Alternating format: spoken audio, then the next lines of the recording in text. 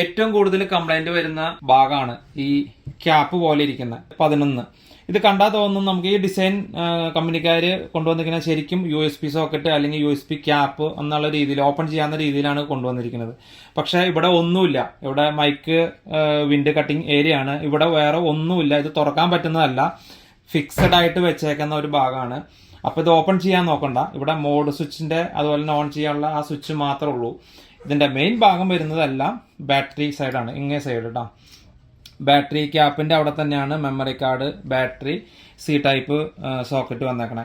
ഇവിടെ തന്നെയാണ് മീഡിയ മോഡും മൈക്ക് അഡാപ്റ്റർ എല്ലാം കണക്ട് ചെയ്യുന്നത്. വേറെ ഒരു സ്ഥലത്തും ഇതിന്റെ കണക്ഷൻസ് ഒന്നും വരുന്നില്ല. കാരണം ബിൽഡിൻ വാട്ടർ പ്രൂഫ് ആയതുകൊണ്ട് ഒരു ഭാഗത്ത് മാത്രമേ ഉള്ളൂ. അപ്പൊ ഇവിടെ തുറക്കാൻ നോക്കണ്ട. കാരണം ഇവിടെ തുറന്നു കഴിഞ്ഞാൽ പൊട്ടിപ്പോവും. പൊട്ടിക്കഴിഞ്ഞാൽ നമുക്ക് തിരിച്ചു വെക്കാൻ പറ്റും. പക്ഷെ നമുക്ക് വെള്ളം കിടക്കാൻ ചാൻസ് കൂടുതലാണ്. പിന്നെ അതുപോലെ തന്നെ പൊട്ടിക്കഴിഞ്ഞാൽ മൈക്കിന്റെ ക്ലാരിറ്റി, ഡെപ്ത് കുറയും. അതുപോലെ തന്നെ എയർ കട്ടിങ് കറക്റ്റായിട്ട് വർക്കിംഗ് അല്ല. അപ്പൊ പരപരാന്ന് പറഞ്ഞുള്ള എരപ്പ്, പതർച്ചയൊക്കെ വരും. അപ്പൊ അതുകൊണ്ട് ഇവിടെ ആരും ഓപ്പൺ ചെയ്യാൻ നോക്കണ്ട. USB ക്യാപ്പ് അല്ല, ഓപ്പൺ ചെയ്യാൻ പറ്റാത്തതാണ്. എല്ലാവരും ശ്രദ്ധിക്കുക.